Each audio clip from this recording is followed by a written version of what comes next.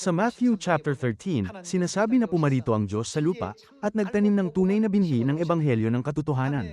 Gayunman, ano ang ginawa ng kaaway, ang dyablo, sa mga damo sa gabi? Nasusulat, naghasik siya ng mga damo sa triguhan. Kalaunan, nang sumibol ang mga halaman, dumating ang mga alipin at nagsabi, Panginoon, hindi ba't mabuting binhi ang inihasik mo sa iyong bukid?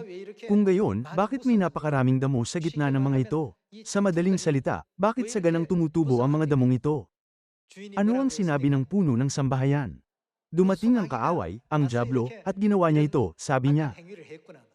Panginoon, ibig mo bang kami pumaroon at tipunin ang mga yun? Tanong nila. Pagkatapos, sumagot siya ng, hayaan ninyong magkasama silang tumubo hanggang sa anihan. Kaya ngayon, ang kasinungalingan ay lumalago rin sa lupa. Sinabi niya na, hayaan niyo sila. Sa panahon ng anihan, ang mga damo ay titipunin at pagbibigkisan para itapon sa apoy, pero ang trigo ay titipunin at ilalagay sa aking makalangit na kamalig. Mga kapatid, ipinagdiriwang natin ang Paskwa ng bagong tipan. Ang Paskwa ay mapagbiyayang ipinagdiwang ni Jesus, Pedro, Pablo, at ng lahat ng banal ng sinaunang simbahan. Ito ang sentral na katotohanan. Gayunman, dahil napropesiya na ang masamang kaaway, ang dyablo, ay maghahasik ng kasinungalingan sa kanila, anong babala ang nakasulat sa Galatians chapter 1? Kung ang sinuman ay mangaral sa inyo ng ebanghelyo na iba kaysa inyong tinanggap na, ay hayaan siyang. Ano ang mangyayari sa kanila? Ang sumpa ay maaaring magpahayag ng pagharap sa walang hanggang kapahamakan sa impyerno.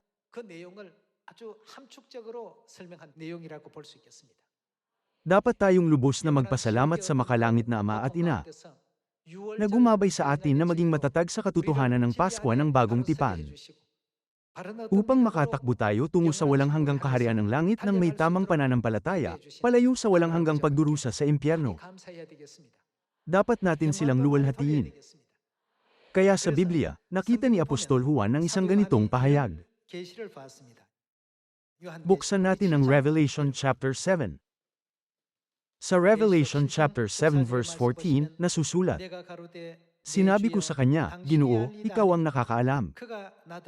At sinabi niya sa akin, ang mga ito ang nanggaling sa malaking kapighatian, at nagugas ng kanilang mga damit at pinaputi ang mga ito sa dugo ng kordero.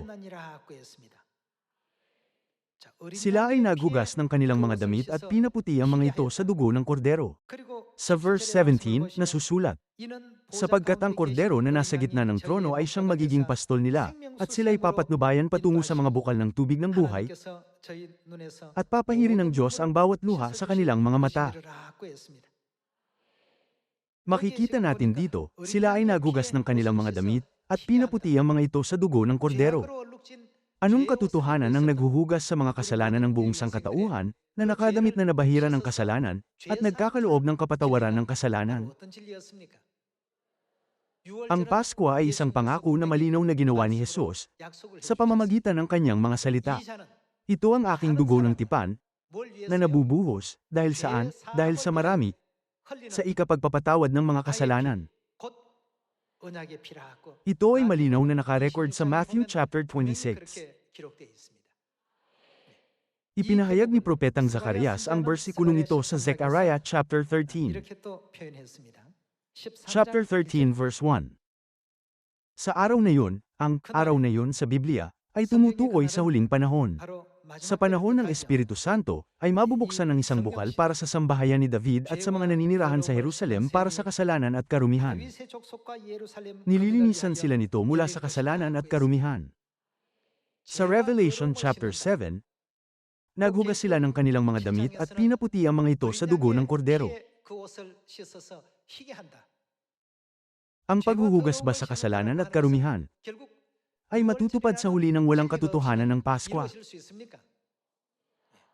Kung ang isang tao ay magsasabi lang na, pinatawad na ako sa aking mga kasalanan, ibig sabihin ba nito ay automatiko siyang napatawad? Kung may lalabas at sisigaw ng, ako ang presidente ng Timog Korea, magiging presidente ba siya?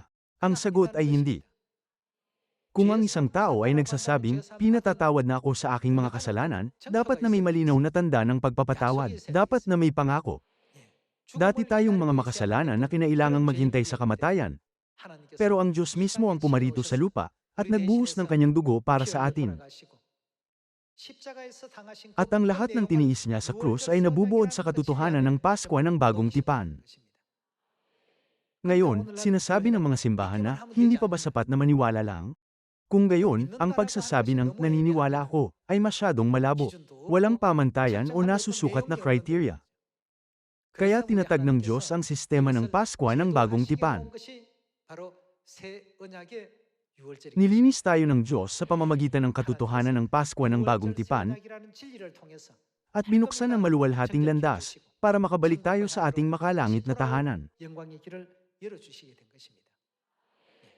Kaya dahil ang Pasko ay may napakahalagang kahulugan, sinabi ng Diyos, hindi lahat ng nagsasabi sa akin Panginoon, Panginoon, ay papasok sa kaharian ng langit, kundi ang gumaganap ng kalooban ng aking Ama na nasa langit.